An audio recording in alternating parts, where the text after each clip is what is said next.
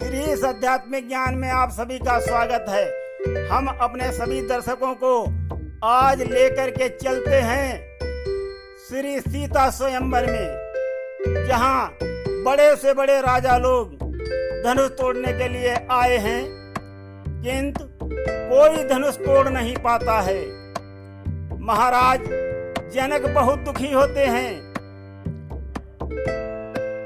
तो गुरु विश्वामित्र जी भगवान श्री राम को धनुष तोड़ने की आज्ञा देते हैं कि उठहु राम भंजहु भव चापा, मेटहु तात जनक परितापा।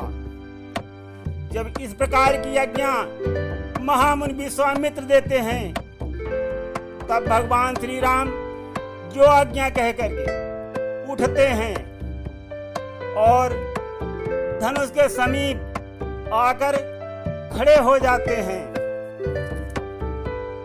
भगवान श्री राम को खड़े देख करके राजा लोग उपहास करते हैं, लेकिन वो ये नहीं जानते हैं कि भगवान श्री राम वहाँ क्यों खड़े हैं।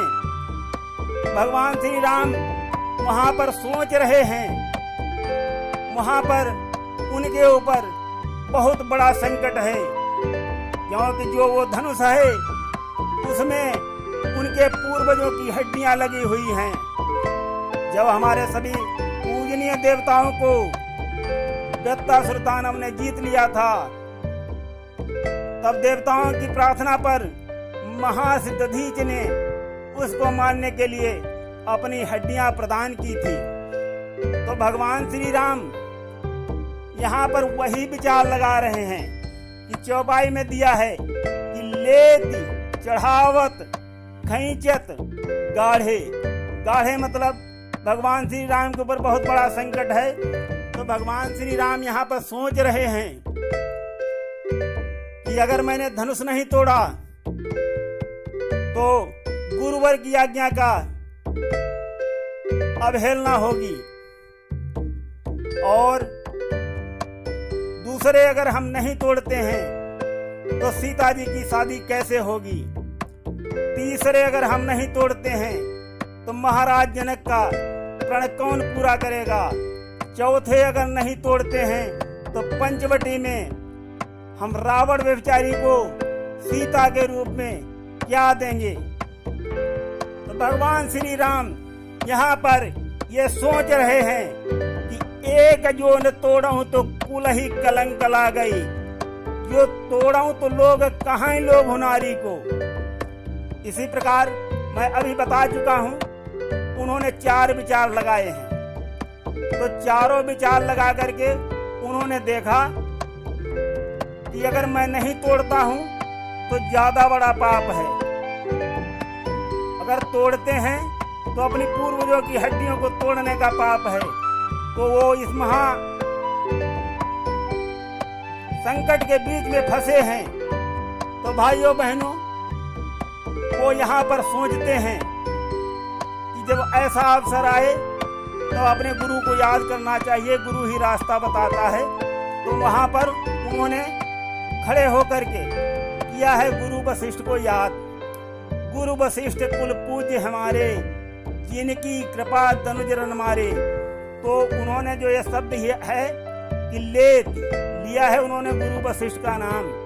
चढ़ावत, जो पाप अथवा पुण्य जो भी है धनुष तोड़ने में, वो गुरुजी को अर्पित कर दिया, गुरु वशिष्ठ को सौंप दिया कि अब आप ही मालिक हैं इसके।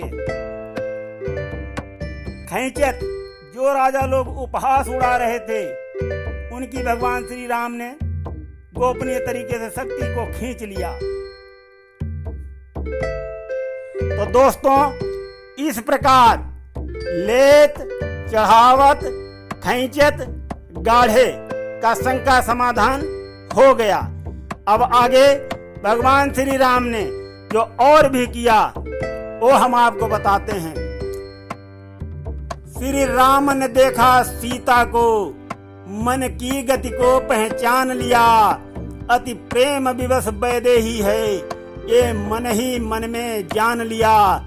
यदि अवसर पाए चूक गए, फिर होता क्या पछताने से, यदि जल बिन प्राण निकल जाएं, क्या मिलता सुधा पिलाने से। यही सोचते हैं मन में, सीता पर नजर घुमाई है। श्री राम नाम के 2 अक्षर में सब सुख शांति समाई है। भाइयों बहनों, ये मैं राम भजन की रचना कर रहा हूँ, उसमें से छोटा सा प्रसंग लिया है।